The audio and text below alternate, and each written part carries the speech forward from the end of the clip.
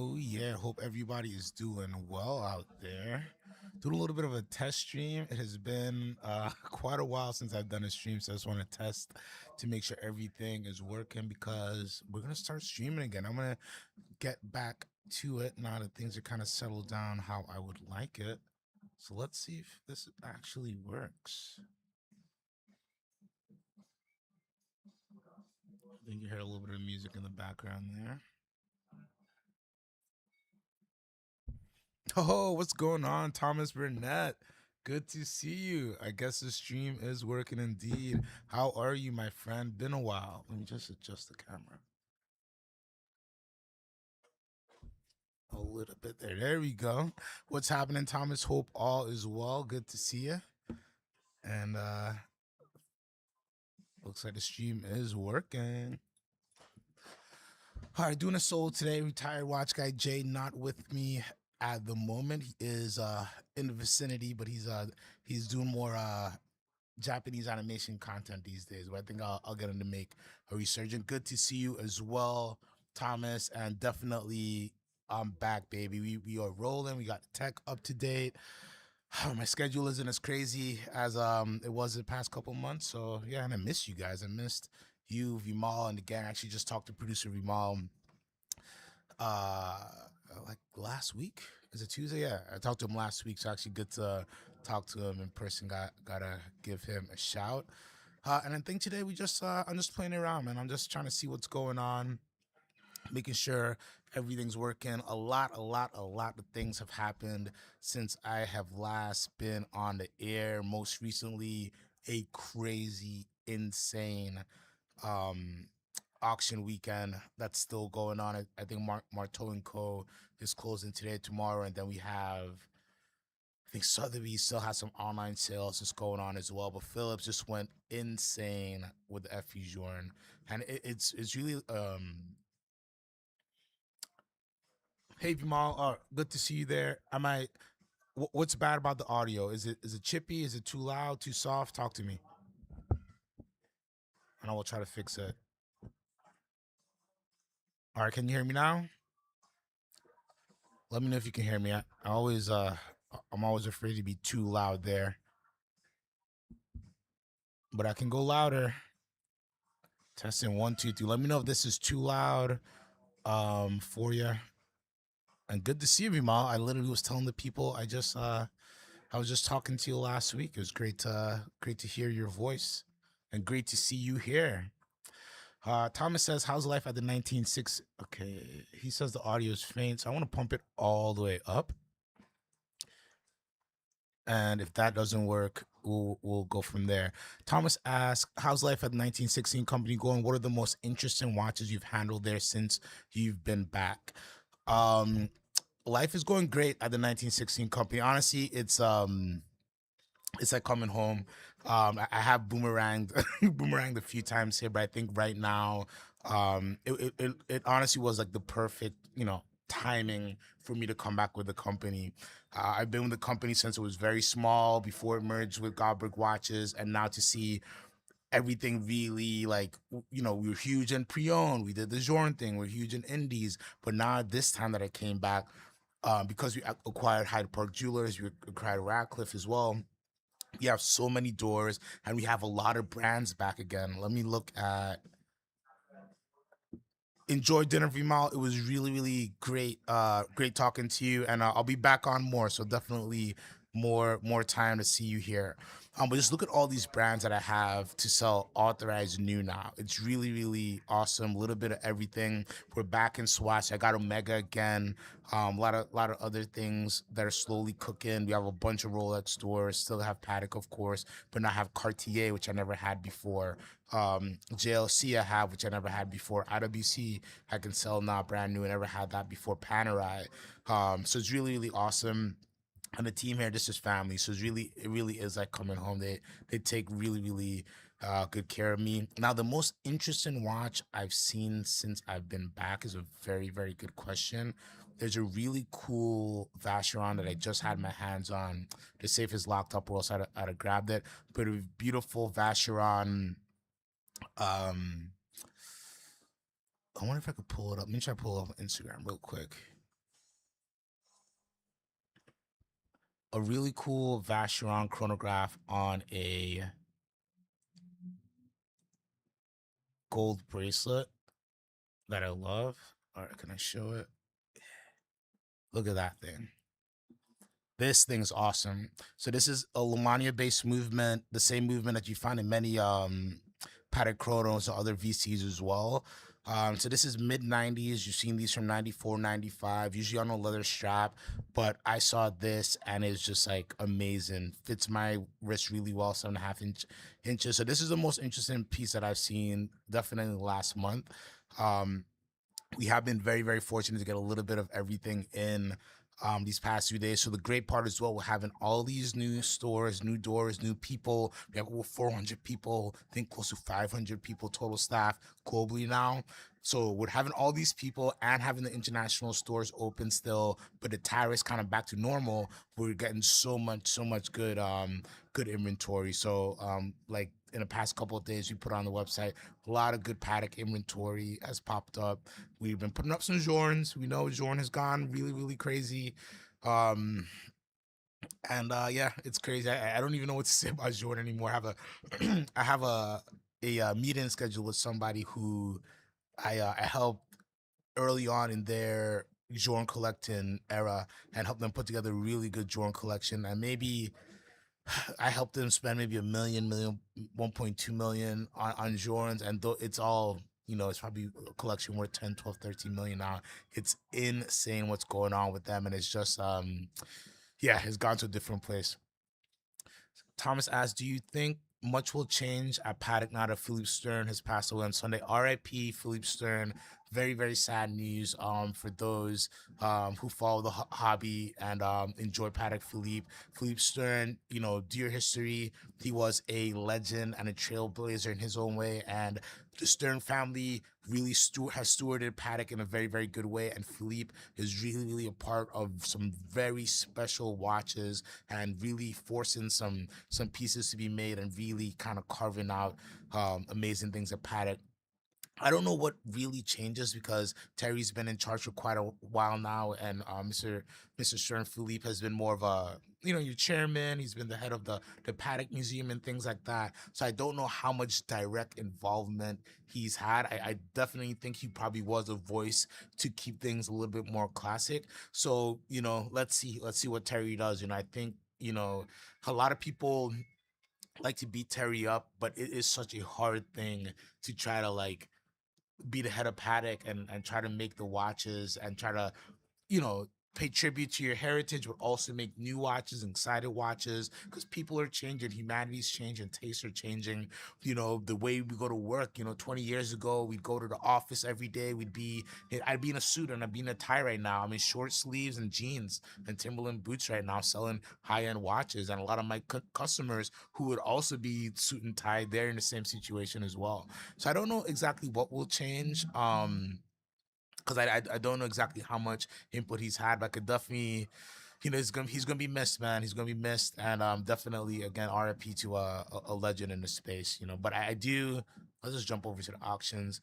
It's interesting to look at the landscape of what people are spending money right now. We're seeing modern Paddocks do okay, but you're seeing vintage Paddocks, especially for special neo vintage and important Paddocks, really hit their numbers. They're selling over estimates like this 5,004 that went for 571 all in, estimate between 180 and 360.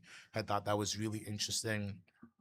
Even this Tiffany stamp 5960 getting a really nice result there. So Paddock's still doing strong. It's also very interesting to see brands like RM kind of struggle a little bit, right? Baby Nadal here, the high estimate was 200, hit 190 all in. And a lot of other RMs out there. Of course, the belle of the ball was this insane FP Jordan subscription number 7, 13 million, $14 million. Just like wow. Wow. These are watches that, before 2019, 2018, I won't say you could scoop them up, but compared to $14 million, you could scoop them up. And even the person, I think the original owner, I don't know if the original owner sold this one. He might have, but when you bought this watch, what did you pay for this watch? Well under 200,000. And just getting crazy, crazy numbers. And what I love about these early Jordan pieces getting these numbers is that the people, a good majority of people who are extracting a lot of profit out of these pieces were just people who believed in FP Jordan and who just loved the watches and who just wanted something special. They wanted to support a new watchmaker. They thought he was doing something very, very interesting, and they're willing to put their money where their mouth is. And it's nice to see that being rewarded and just see crazy, crazy results. What is going on, Gabagool 434? Been a minute. Hope all is well. Hope you're enjoying the evening, afternoon, sun slot. You know, another brand that really surprised me, this auction season, Kari Voutilanen. Kari pieces are just Kari pieces are just like hitting crazy marks. This Vintage Inverse going for 1.1 million all in, 1.155. Estimate 100,000, 200,000. I don't think anybody would have thought these numbers would be attained. One thing with Kyrie Vitolin pieces, he can get on the list. It's just a 9-year list. It's like a 9-year wait, 10-year wait for his pieces, and I'm not exaggerating right now. You can take a tour. You can meet the man. He's an awesome person. His whole team is great. I was very fortunate to visit his atelier. And they're great. He's amazing. The watches are amazing. You're gonna wait 9 years, 10 years to get them, which is why I think we're seeing pieces get the numbers that they're getting. Gabagool says, I just got an Explorer homage and I absolutely hate it. I'm so glad I didn't spend all the big bucks on the real deal. Gabagool, that's a great thing to try before you buy. And I don't think there's nothing wrong with getting a homage watch, seeing if it's your style. Because I'd rather do that, because I'm sure you spent under a couple grand for sure, versus spending 5, 6, 7, 8, 9,000 on an Explorer and not loving the watch and have to trade it back and do all the different things. So I'm glad you did that. Try before you buy. Nothing wrong with that. And don't be afraid. One of the best parts about working here is that we have a great return policy. So I'm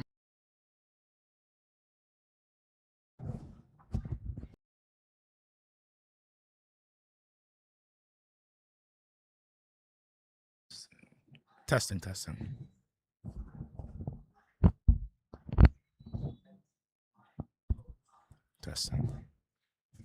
Oh man, I think I have a little bit of an audio issue.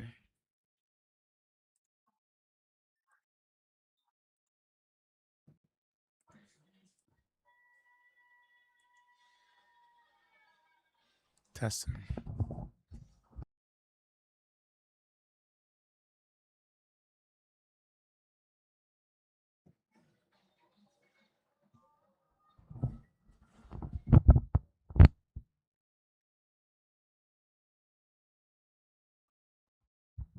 All right, 1 second, guys. I can't hear myself, so just give me 2 seconds. Let me see if I can fix this.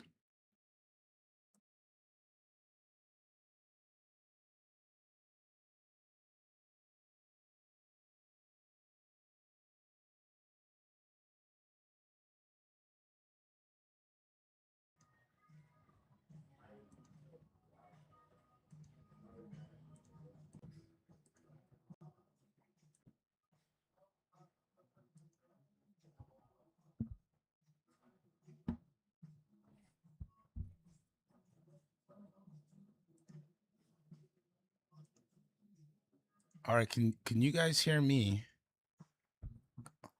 Let me know, Thomas or Gabagool, if you can hear me. My headphones went out, but I'm still getting a reading. So if you can hear me, I'll keep going. Always technical difficulties on the first day back, but I want to thank you guys so much for jumping in. Thomas says, sure, I guess Philippe was more of an ambassador for the classic style of watches. Terry will obviously want to stick to heritage, but I feel he's trying to direct the brand more modernist. Yeah, I'd have to agree. Let's just pull up Paddock here. I think there is a big challenge because you want to, again, pay tribute to the heritage that is Patek Philippe, to this amazing, I'm just gonna take off my headphones, to this amazing brand that you have to It's a cool little animation. This brand that you have to pay tribute in, but you also need to. How do you keep it modern, right? How do you step in to 2026 and beyond and keep people interested in your watches? Um, I dare say the average age. How do I get through all the? One thing with Paddock is like I just want to see all the watches. How do you balance? How do you balance keeping it classy, but getting that new customer base, that younger customer base? There's so much new brands all of a sudden too fighting for the same money as well. A lot of indies out there, they're giving amazing value, and we have to deal with the reality as well. The prices are just going up on all these watches. So I think it's a tough task. I think Terry's been doing a really good job, in my opinion. People want to hem and haw about the Cubitus, but he wanted a square watch, so he made a square watch. Um, but let's see, let's see. I do hope that, and I do believe the DNA of Philippe Stern will still always be in Paddock, and we'll always get some really cool classical complications. And I don't think we'll ever stray too far from the path that he helped. Who helped blaze? How will Paddock look in 20 years? I don't know, but I think in the near future we can expect, you know, things to keep on keeping on. Oh, actually, you're there. We go. Looking around screen. All right, let's look at some new arrivals here. Or feel free to ask any questions. We got 3 viewers in the chat. Love it. First time back in many months. So happy to be streaming. I think if you guys think this is a good time, the office. So I'm in the office right now, and it kind of winds down around like five-ish or so. So I'm thinking I could probably do like the wind down with CQ the Watch Guy at 5:30 to 6 and keep it going until like maybe 7:30. Maybe if like there's a bunch of people, we rock it until 8 or so. But I'm thinking that's gonna be the time in for some stuff going forward.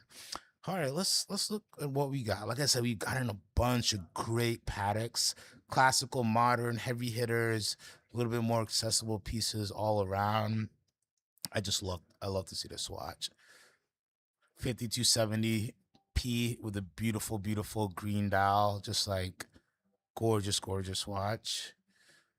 Uh, what else did I see? This thing is insane. This in person, it feels like the purple is moving. It feels like it's so like a little liquid that it got trapped inside that. I think Shopback is having a little bit of a comeback, having a lot more clients kind of be more interested in them and asking about them as well. So good to see. We got a lot of IWCs popping in. Beautiful little Angino perpetual calendar there as well. It's a lot of good stuff. And because we have so many stores, I never know what we have going in. So this is kind of my routine in the morning, at night, when we update, just to see what is going on. Little passion fruit set. I need to get my hands on this. I never. I think I like this watch. It's a big old globe. I don't know if I'll be able to tell the time on it, but I just enjoy the look of that watch. I think Arnold Sun is having a pretty decent moment as well. All right, let's just jump to the auctions again, just because I'm gonna do some content tomorrow, so I should be doing some research here. All around, pretty strong auction. Independents are doing good. RM's kind of soft. AP probably not as strong as a lot of people would like to see AP, or where they'd like to see AP. This is another strong piece. Urban Jurgensen, Minor Peter, unique piece prototype, $1 million, estimate of 120 to 240.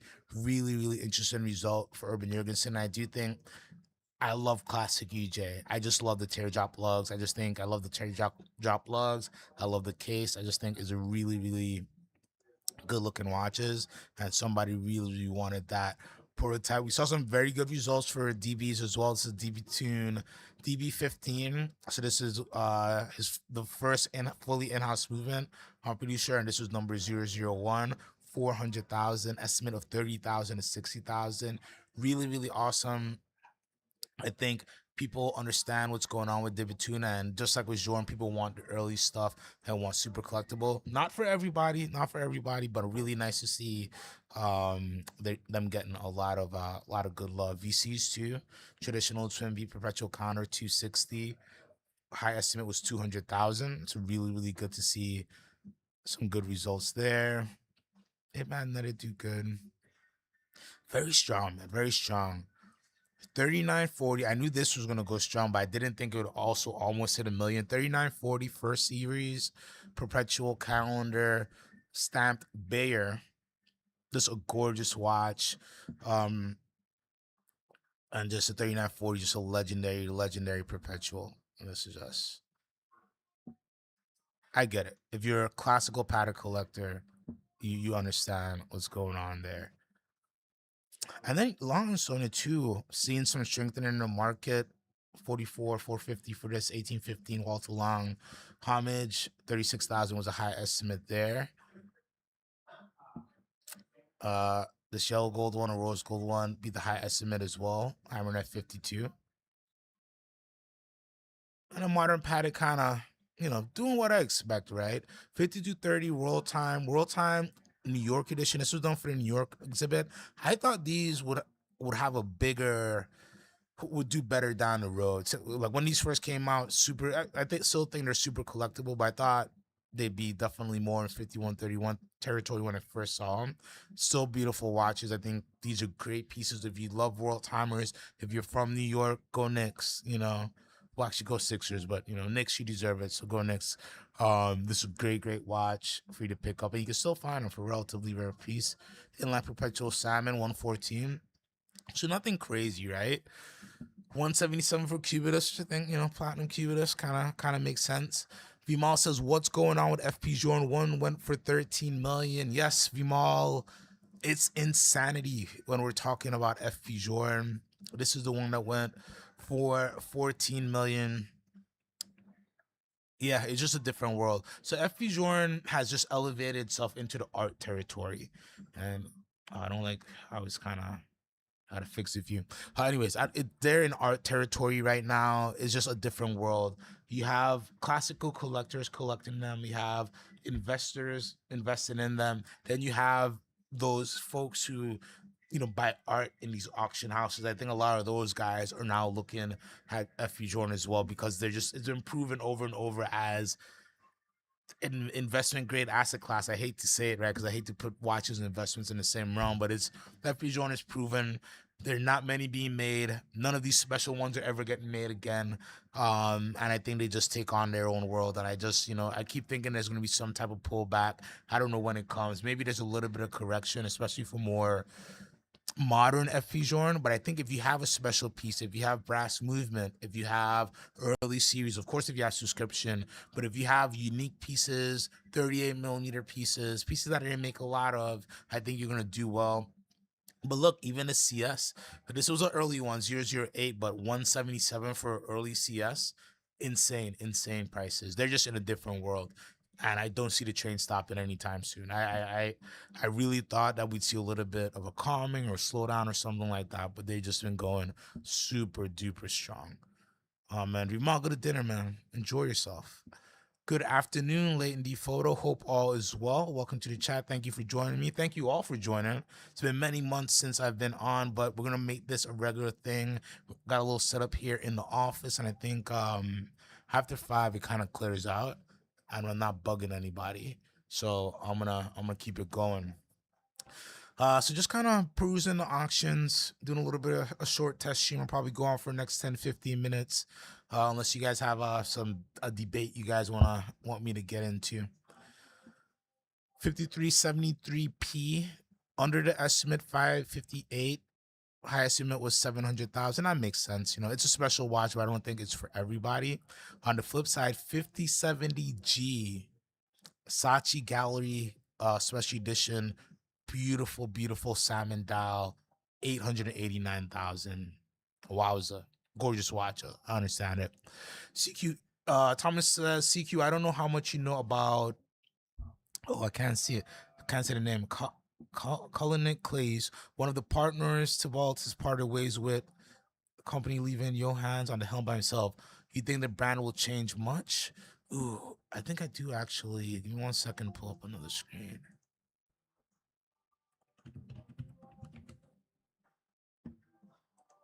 Let me just pull up the watches here. Let's see.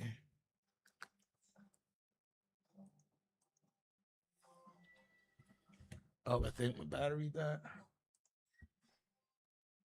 All right, so these are the watches that Thomas are talking about. Gorgeous watches. I think I've seen a little bit of these. I'm not super well versed. I can't tell you exactly what's gonna happen. What's going on, Ben 10? Great to see you. So I couldn't tell you exactly what happened with one of the partners leaving. I would say it's happened a lot in the industry. Dominique Renard and Texier, they had a little bit of thing. Of course, Stephen Forsey and Mr. Grubel, they had a little partner way. So you're seeing a lot of things happen with these indies. These are beautiful watches, by the way. Things happen, right? And we don't know if it's going to be a business side. How or like is it business, is it personal? You never know. I think there's a lot that goes into making these watches and then also making the business of watches work. And I think art versus business, a lot happens. So I'm not super well versed in these exactly, but these look like great watches. So I hope they they keep it up. I'm gonna do more research and get back to you on that one, Thomas. Leighton D. Photo says, surprised how many went way over estimate. Yeah, a lot of pieces, especially the indies, just cranked the estimates. And of course, for a long time was that, man, these estimates don't make sense. But then you look at pieces like this AP concept flying tourbillon, estimate was 70 to 140. It hammered all in at 101, which I think is really a good estimate for it because this is a tough piece to sell.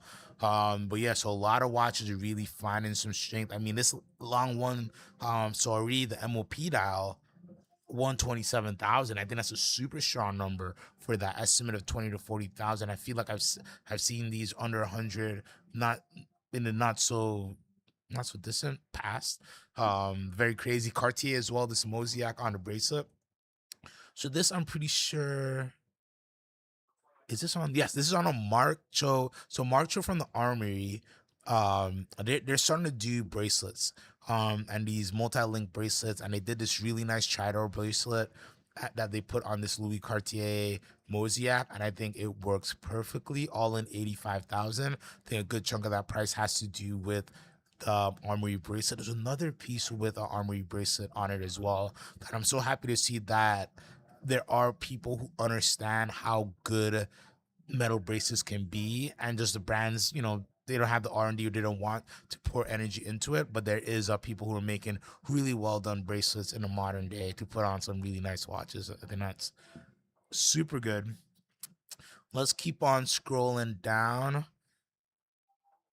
Let's see, we got a little longer one, gold flux style, diamond bezel, 69,850, a little bit over. We have the Alcatraz Daytona, that's what I call, or the Peekaboo, which I call this one. 107,000 makes sense. The cotton candy, full cotton candy with diamonds all over, 196,850. So special watches are still getting the numbers that you would expect, right? But the more common stuff are definitely not getting it. Cartier crash 571, 500. Crashes are another sector that just seem to just be doing. They're not slowing down. Cartier crashes not slowing down at all. This one seems to has well worn Cartier Paris on the dial, 570,000. Wow. Thomas says that Tridor bracelet is beautiful, gorgeous bracelet. The Armory bracelet, super well done. Mark Cho knows his stuff, and he's been doing really good. What else we got here? This is my grill. I'll be honest with you. This I would collect this in the ruby, the emerald, 5271/11P.01 perpetual calendar chronograph with some beautiful deep blue sapphires on it. I know the picture looks a little bit.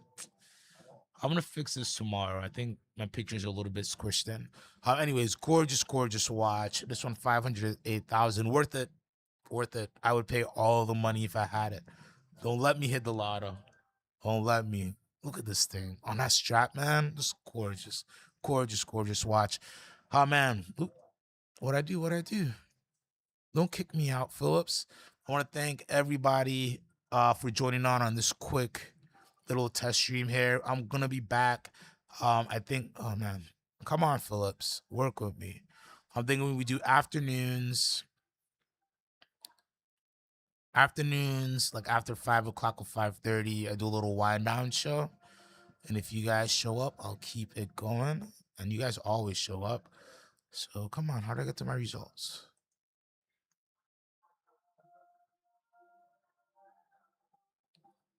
There we go. Vimal says cardio crash is the fart coin of the watch world, will only end one way. I don't know, man. There's not that much out there. The prices keep going up. People still hunt them. Cartier really does not produce a lot of them, and they really do make you go through the most hoops I've ever seen beyond the normal Rolex paddock hoops, and honestly, way more than that.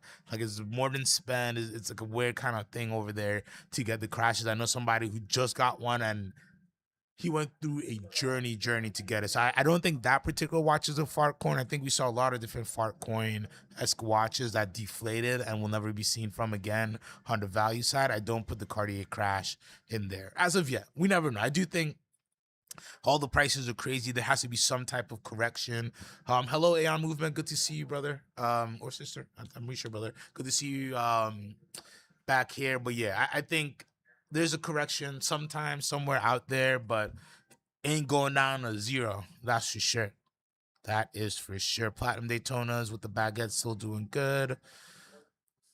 Factory double seal 5970p 381,000. 5970s have been having a good strong comeback as well. Black Label CS chronometric Souverain from FP Journe 317,000 for a Black Label CS. Wow. I no words. No words. Gorgeous watch with 317,000. That's a whole lot of scratch there. Vimal says they did an NSO or Cartier's kind of custom program for crash. There are way more out there than we think. Every auction from every house has a crash. There are too common for mid six figures. I will agree with that, Vimal. There are a lot more out there than people think, but I do think a lot of the people who get them keep them. A lot of people do wear their crashes, and it's in that category. Same with Journe, right? There's not that much more out there, but there's Jordans out there, but most of the people who have them, they're not selling them. So I think the crashes are the same way. I do think modern crashes versus the vintage crashes probably in the long haul there will be a separation because there are NSO pieces and things like that. And the truly vintage, neo vintage crashes, those will be very hard to find in decent condition and things like that. So eventually there will be a separation. I'm not a Cartier expert, but I those are my thoughts. Those are my thoughts on it. We're gonna give him a call back. All right, guys, let's keep it going. Thank you guys for being in the chat. We got 8 viewers. Look at that. Let's talk about Octochrono 38 millimeter. This is one of my favorite FP Journes. His first with a classic chronograph layout there with 2 pushers, big date up there, $711,000. I've sold this, not this exact reference and variation, $125, $135, not too long ago. It's insane. Really, really different world. Then we had a DB28 Aerolite. This was a very strong result. Not one that I was expecting, but this is a gorgeous watch. Probably top 5 DBs out there in terms of just straight aesthetics. Just really, really gorgeous. 177,800 all in before sales tax. These retail around 130. So really, really great result with these. You can't get them anymore, but let's look at that. Look at that dial. So it's a meteorite dial that they did the kind of Starry Seas wave effect on, and just like with the starry skies, gold dots for the stars on there with the waves, zirconium case. I'm pretty sure, just gorgeous. Gorgeous watch. Is it a zirconium case? Am I telling people wrong? It is a zirconium case. I know my stuff. Oh man. Leighton says, meanwhile, 1916 has a double stamp 5524 on a discount. Let's see which one he is talking about.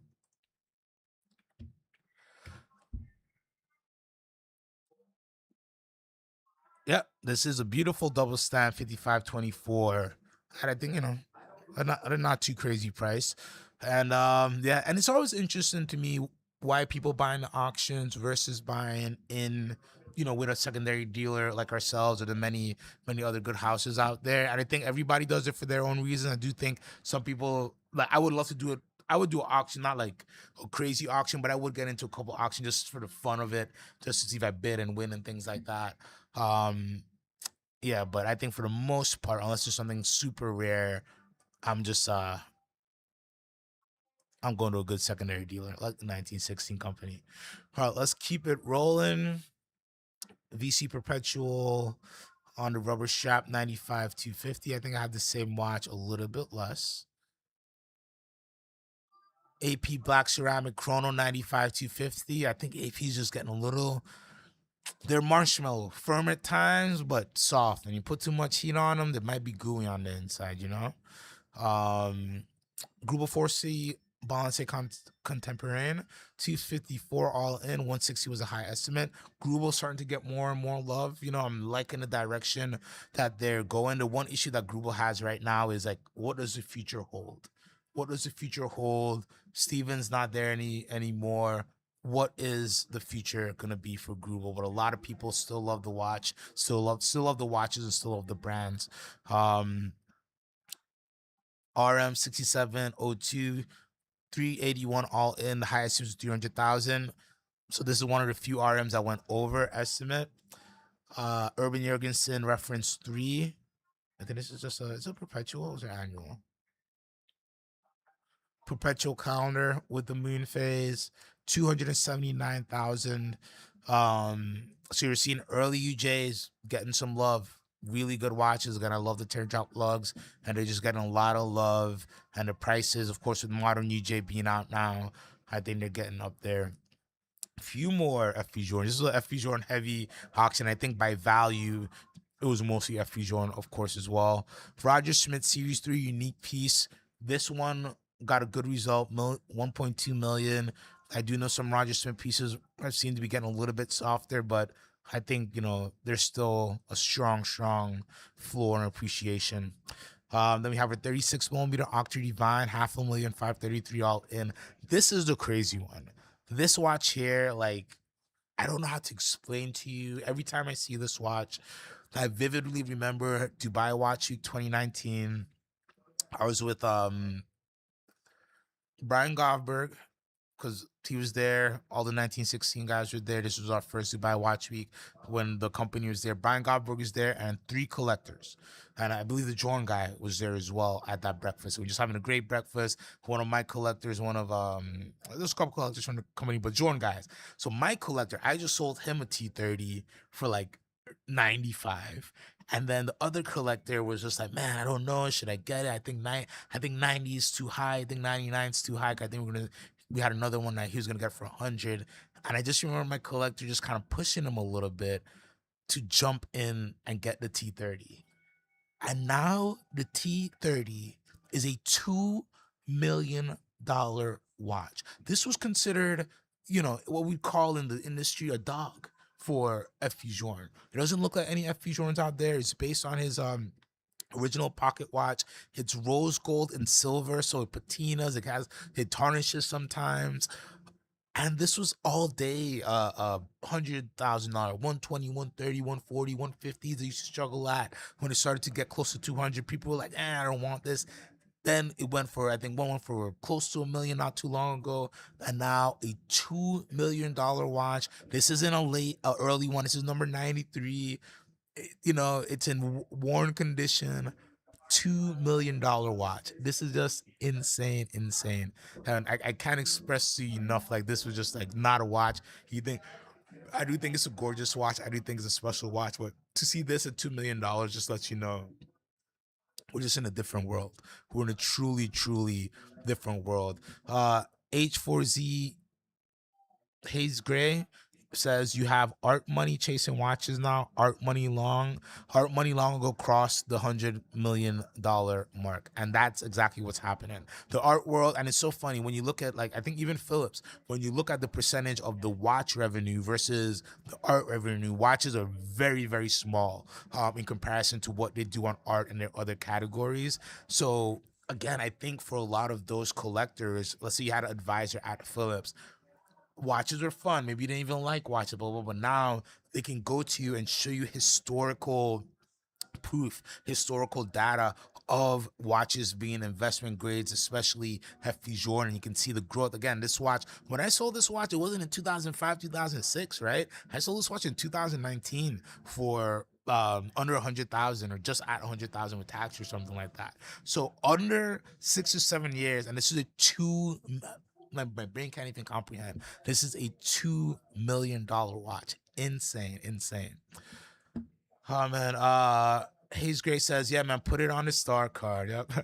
Leighton D Photo says, yeah, it caught my eye this week. Can I get a veterans discount on a DB or Journe? Listen, I can't help you on Journe because it's in a different world. But DB, depending on the one, happy to do my best for you. Hey, listen, if you're a viewer of the CQ Watch Guy YouTube channel, I will fight tooth and nail to do the very, very best I can. Just to make it like a piece unique, blah blah blah. That I can't do anything. If I can't do a discount, I'll do other special things for you, for sure, for sure. Thomas says, CQ, which 5270 is your favorite color? Red, green, blue, or charcoal gray? When you see them, do they look playful? If that's a correct word color wise, but at 200,000 pounds are pricey for a color option. So let's go to the blue one here. What's the word? Playful, I think, is the word, right? Because when you see this watch, as much serious watchmaking is in this 5271, this is a fun watch. This is a fun watch. That beautiful blue dial that goes from that kind of ocean blue to the real midnight blue and the edges. The baguette sapphire is a serious watchmaking, a serious jewelry savoir faire. I can't even pronounce the words the right way, but doesn't this watch, I'm telling you, I win the lotto, I buy this watch, I wear it every day because it just looks fun, it looks enjoyable. Let's see if can we just pull up the red one? Let me pull up the red one really quick. It's hard because I recently saw the red with the rubies, and that's all I can say is it is a gorgeous. Why did you ask me this question, Thomas Burnett? Red. Let's go red. Something about the red is just passionate. You don't see ruby pieces that often, especially nice deep red rubies like this as well. These guys Gingy have it for 600 grand on the secondary side. But I mean, look at it. Gingy is in Miami, so look at it in the background of Miami. Doesn't this just want to make you go on the yacht? You know, you put on a sailcloth strap, you go on the yacht, you enjoy your day. I'm going up Aventura. I'm having a great time today. I'm going bar. As you can see, I do enjoy it. It does, I don't know, something about these I really, really enjoy. Was there green? GGG. Now this is tough. The green is also good. Do we have a live photo of the green to show the people? The green is also very, very gorgeous. I'm gonna pull the office about this tomorrow. But I think for me, it's gonna be between the red and this blue. It's gorgeous, gorgeous watches. All right, let's go back to the comments, and thank you guys so much for tuning in last minute. We got a good crew in here. Lady Photo says, nah, just a DB28 Nighthawk that y'all had a long time ago. Great watch. I bet I can get some serious points for that at the NEX. Hey, I think it'd be a great, great watch. Gabagool says, I don't like Patek Philippe. It seems overrated. I'm being so serious too. Listen, I understand a lot of people who don't get Patek. I wouldn't say they're overrated, right? I'd say their sports watches have been overrated, and the sports watches have turned into something that even Patek Philippe wouldn't have ever expected or want, to be honest with you. But if you look at all the watches that people want you to buy today, you can't say Patek is overrated. Patek One has a great variety of watches to sell you. The watchmaking heritage is there. Inventors of the annual calendar, pioneers of the perpetual calendar, pioneers of the perpetual calendar chronograph. Now, if you're not into these type of watches, I understand. If you're not into complicated watches, um, if you're not into classical watches, then you're not gonna like Patek. But for me, when I look at something like this, a 5970R, and I see just this perpetual calendar chronograph, right? And then I flip it over and I look at the back and I see that Lamania based movement. I'm in love with this watch. I'm in love with everything about it. And I understand what it took to get to this level as a brand for them to make it. And I also understand that many brands just wouldn't even try. They'd give you cookie cutter. They won't give you what Patek gave you back then and still gives you today. And also many brands who don't take care of the value. Way before all these watches started to go over retail and we experienced what we experienced during the pandemic, Patek was one of the brands that had a premium retail. It was always like higher price than a lot of other brands, but they took care of your retail. They were buying pieces at auction. They would discontinue things, right? There are a lot of Pateks that are only made for 1 year, 2 year, 3 year short series. They kind of manage their inventory in a really good way, and I think they manage their expectations for clients in terms of what they're offering better than a lot of brands, and they're not just milking the pony. And like other brands, unlike other brands, they don't just change every 5 to 10 years. They don't change their whole vision. They don't change what they want to be. Like look at AP. You don't know what AP is. It is a Royal Oak brand. I just did a great podcast with Armin, and we talked about Jules Audemars, Edward Piguet, the Millenary. So much great watches that AP doesn't even talk about anymore. When you look at Patek, Patek will actually show you these watches, and they'll make pieces that are tributes to the gondola and things like that. They don't forget about their history. So while I will agree that some models are overrated and the sports models are super duper overrated and overpriced and people are crazy to pay what they pay for it, I can agree that the brand as a whole is not a really, really special brand. Gabagoo says, I like a complicated watch, but Tissot makes the most complex watch. Hey, I'm a Tissot. I don't have my Tissot on today. I got my Seiko 5. I'm a Tissot guy, and they do make really cool watches as well. But we can't compare them. Let's not do that. Let's not compare. Leighton D Photo says, speaking of PP CQ Real Talk, I'm building towards a 5821 slash AR, and I'm looking to start with a 5212A. I'm looking for a unique but minimal ownership friction. What are your thoughts? Unique but minimal ownership friction. I love that. First, let's pull up for the people 5821 slash 1AR, and that's going to be the Cubitus. Who has a good picture? There we go. Nice picture of the Cubitus. Beautiful steel and rose gold on a beautiful blue dial. I've seen this a couple of times, and I really, really like this watch. To me, I'm a big fan of this color combination. Rose gold, steel, blue dial. One of my favorite. Also had the 5980 AR. Now, let's just do... Now, the 5212, right? The 5212 as a starting Patek, to me, in my opinion, perfect starter Patek. Perfect Patek if you just want one Patek for your collection. The only issue with this watch is you're gonna spend a lot of money on straps, because this watch, like, I don't even want to use this website picture. Let's get some real images of this. This watch looks so good on every single strap I've seen it on. It's insane. It looks good on the calfskin. You put it on a blue suede, it looks really, really good. You put it on this gray texture that these guys are doing here, it looks amazing. I've seen it on green, like this green. Oh, this is nice. Look at that green fabric strap. It's just such a versatile watch, and I think it's perfect because in a world where you're doing this through an AD, you could get the 5212 and you can kind of be patient, right? You can maybe say, hey, I'm willing to wait. This is a good watch to quell my thirst of Patek. I can wear it, I can enjoy it. It's super duper versatile. And then you could wait until you could get your Cubitus in. But I think in terms of versatility, it is just awesome. I love the weekly calendar. I just think it's special. I think that dial is just so unique, hand drawn dial.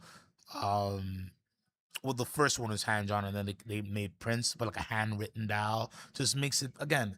It's fun. It's playful. It's Patek. It's complicated. It's giving you unique complication you're not gonna see pretty much anywhere else. But it's still having fun.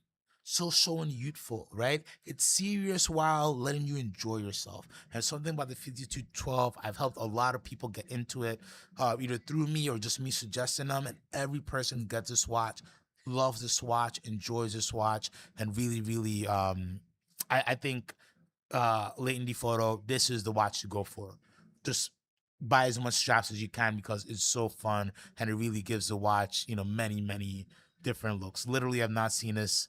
Like, look, even on a NATO, and I've seen somebody wear this on a NATO, and even on a NATO, it looks really, really good. Oh, so funny. Leighton D just says, "I just hope I don't get thrown out by putting it on a NATO." Why not? It looks good. It looks good on a NATO. I've seen there's a couple different color NATOs. Some people will give you some looks, and some other people will applaud you for having the confidence and the guts to put that on a NATO strap. Thomas Burnett say, "I take the 5212 over the Cubitus all day." Like CQ says, so much more versatile. I agree. Listen, I love the Cubitus as well. I love the calls. If you're talking about you're going somewhere for a month, you can only take one watch. You're going on a work trip. You don't want to take a bunch of watches. You could only take one watch. There are very few watches, unless you like, we could go different brands. Or we're talking about Patek. There are very few watches. There's no other watch I'd choose beyond this because I could get this a bunch of straps. I don't even have to pay crazy money on my straps, and I get a new watch every day from somebody who likes to be matchy matchy. I can be super duper matchy matchy with my belt, with my shoes, with everything. Super super super super good watch. Good choice. If you ever want me to just talk a lot, we just talk about the 5212. All right, let's keep going for another 10 minutes or so. No problem, Leighton D. Thank you for the question. And thank you guys for tuning in. We got 9 concurrent viewers. This is awesome. Give me a thumbs up. I'm going to do this tomorrow. Every day that I don't have something scheduled, I'm going to come in at least for 30 minutes or so and chat with you. And if not longer, as long as I'm not bothering anybody, nobody seems to be beating me up at the moment. All right, what else do we got here before we leave? Couple Daytonas, couple things like that. 5711 green. Remember when these were insanely priced? I remember, I think I had this for 600 or 650, and then the version with baguettes we were trying to sell for 800, 900. Peak market when these first came out. I know the person who got number one in the US, by the way. This is good news for him. It's so weird. The price is floating now. This is good news because the insurance premium is a little bit better because he actually wants to wear the watch, not flip it.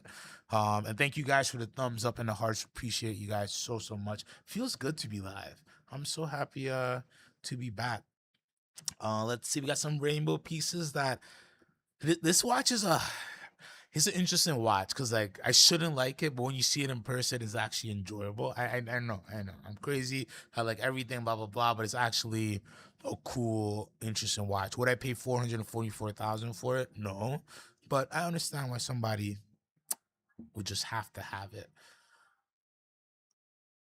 All right. What else we got?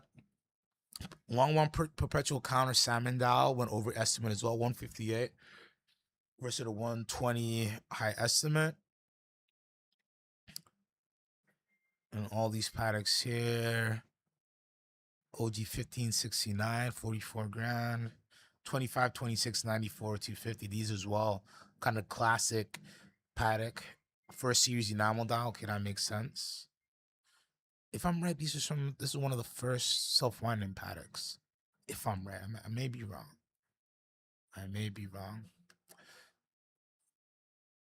3711 G, still getting some good love. AP Tourbillon 165.1. Over the estimate, but still probably not what people want to see for it.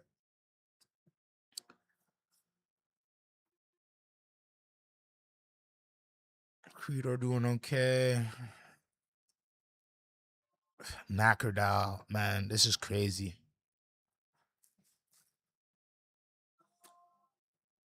FP Jordan Automatic Loon, Wackerdal, Mother Pearl Doll. Again, another watch you could have easily gotten 3-4 years ago under like 150-ish, right? I don't think this is a 40 millimeter, so not like a super duper crazy not a watch they made a ton of, but not like there's more than one of these out there, right? $482,000. Insane. Estimate 70,000 to 140. Crazy. Let's just hit next. Nice little Stradivarius number 1 of 5. Limited 120.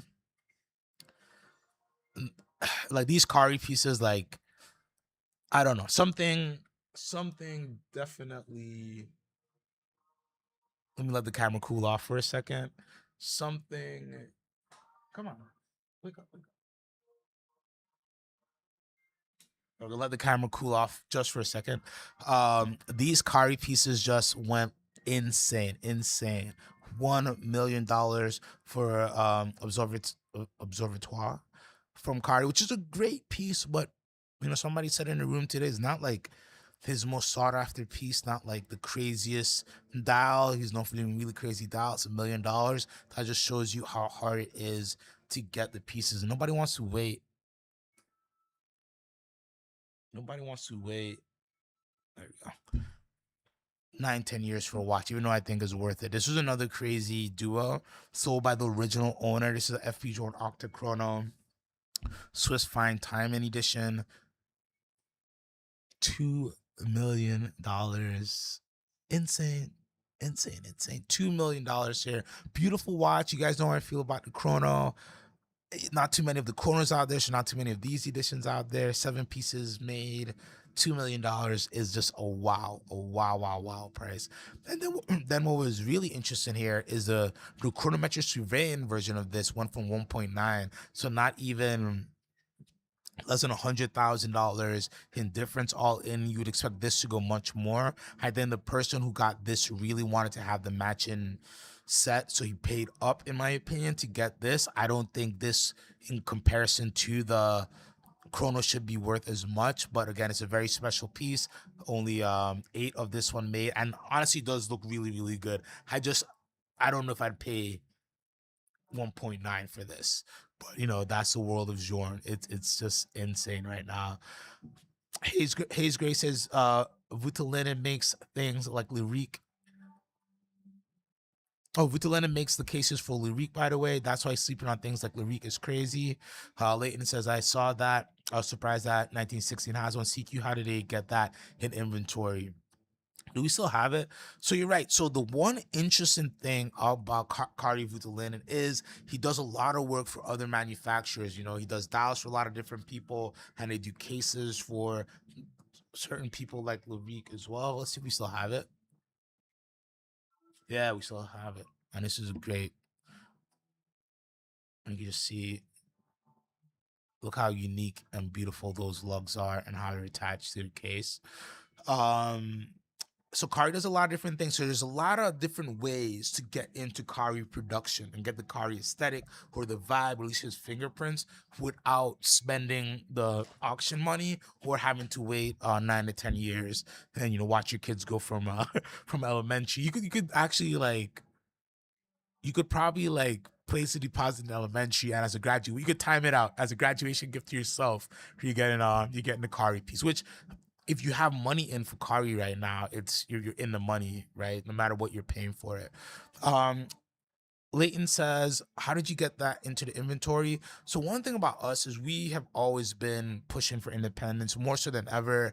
We're trying to get our hands on many different indies as possible. The issues we have, of course, is a lot of these watches we don't know the market on, right? Because there's so few of them out there, it's hard to see where they'll actually sell, where they'll actually end up. So it can be difficult because we want to give you a fair offer, as a consumer, but as a business, we got to make sure we make some money and also not present like an overpriced watch that nobody's gonna buy.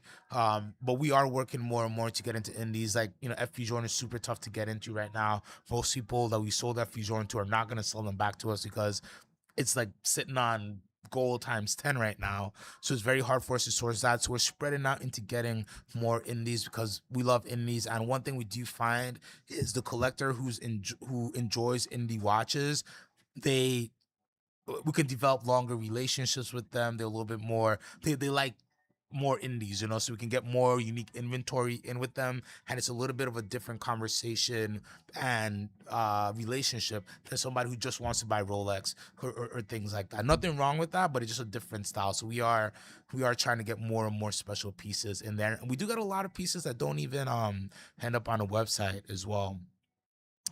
Leighton says, "Is it Speak Martin that has the old carry with the linen cases?" And that I'm not 100%. I feel like it could be correct there, but I don't want to speak out of turn. Hayes Gray says, "Loic is now a Swiss entity, by the way. Watches 3 and 4 in production. Agenor movements. Agenor Moser uses them. Moser uses them. Singer uses them. They do really really good movements. Um, Agenor movements, Vutulinen cases. You get a heck of a watch for a crazy low price. I think so, and this is great. I've touched this one, and I think I just love that case, man. I like the dial. Maybe the Numos I like a little different. Really, really good movement there. Amazing. Hayes Great said, Leighton D, I thought about your comment. I think you're right. 1916 is going to test the market here. Yes, definitely. We got to test the market, especially pieces where haven't had them in before. When am I gonna get them again? What is the market? You could say the same for this Shapiro we have as well. Um 39,950. Some would say it's a little bit of a premium, a little bit of over retail, but we gotta test the market and see. We just had it for a little while, see what it goes at. We have had some action on it. A lot of people are interested, so you got to see where the market stands, right? And this is what you have to do to kind of, if you want to be in the business of indies, you got to kind of do this to figure out where it lands. So next time I want to buy it, or kind of hunt down some Shapiro pieces, we kind of know where they go. But I think the indie market is very nice right now in terms of there's a lot of different opportunities out there for collectors to get into it, and we're just seeing more dealers kind of get into the market, which is great. The more dealers who trade in indies, the more the market actually can solidify. So you can actually get liquidity out of your watches, which is amazing. There's a lot of watches out right now that I can't make offers on because you just don't know the market. And so it's good to see that brands are getting some love out there. Let's just finish up this auction before I leave you guys. We already did this. Tourbillon Souverain. This is another like what type of piece? $4.3 million for FP Jordan Tourbillon Souverain Hong Kong edition, number 105. So not many out there, so that's why it's special. Probably the Tokyo or these boutique edition aesthetics with titanium rose gold are beautiful. The Candrier in this colorway is my favorite. $4.3 million, just outstanding results there. Just like wow.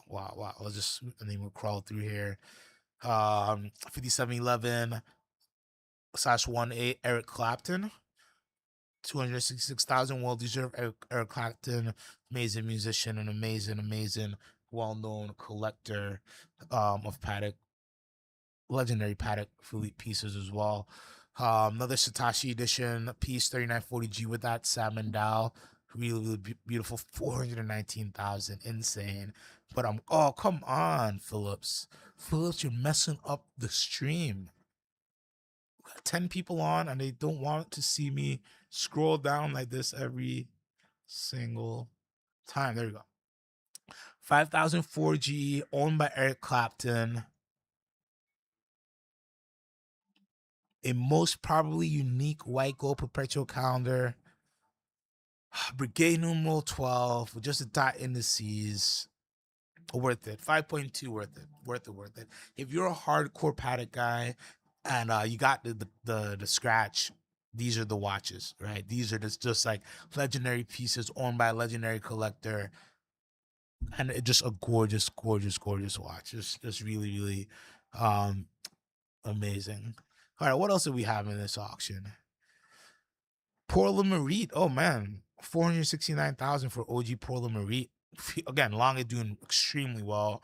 Longa one Darth, 57,000. Dozier coming up on the market. Anniversary Langomatic 48,260. Makes sense. King Midas Buddy Bray, 82. Just crazy prices. Rolex cocktail watch, man, that's interesting. Some Anita Porsche pocket watches. I feel like these have came out to auction before.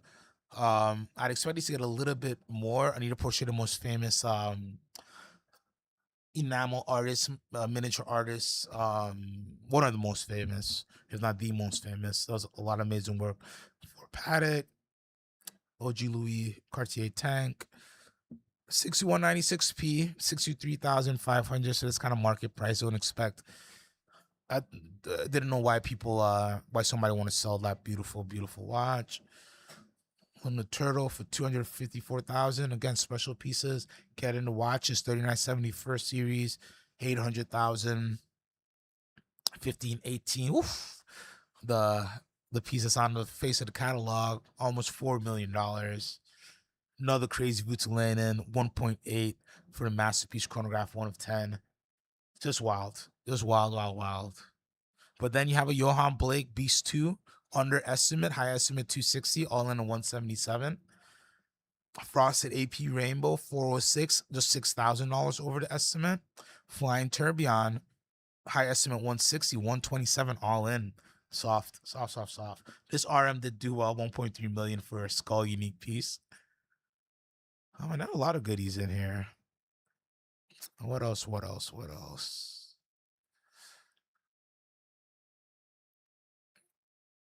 Look at these have come downtown. I think this is under retail. Black ceramic offshore, really cool piece, 76,200. I feel like that's under retail. 5170p, 127,000. That's getting some good love. 70 yard doing good. RM 1105 underestimate, 360 high estimate, 330 all in. Very, very interesting. All right, guys, I think I'm gonna wrap it up for the day. Leighton D says he was following 111, which is a nice brigade, little tradition. Wow, for 44 to 450.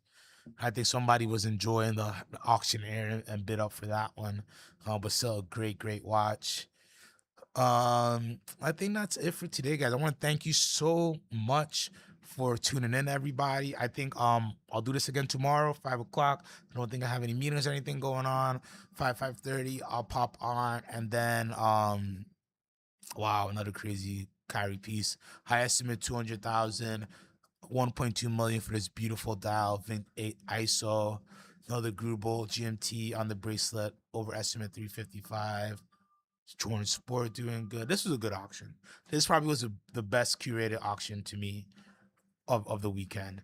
More Jordans to clean it up. Reserve the Marsh RDM 406,000. Wow, Centergraph 482. RQ, the newest version of the Resonance, 609,000. And even the Fanny Halter, which usually doesn't get that much love, 584,000, man. Amazing. Hayes Gray says, crazy the PP annuals were solo. Everybody forgets annuals were harder to make than perpetuals. It's insane. It's insane, Hayes Gray. But again, a lot of people don't know the history. They don't know exactly, I'm pretty sure another Philippe Stern push through was the annual calendar. A lot of people don't know the history, right? And that's, it's good for others because you can get a great values, but it's a shame because you see such special pieces like that just get no love. Thank you everybody for tuning in. Thomas, thank you for the stream. Thank you for tuning in. Thomas, you were number one today. Thank you, Hayes Gray. Thank you, Leighton D Photo. Who else did we get in here? Producer Vimal, know you're at dinner. Thank you. Gabagool, good to see you as well.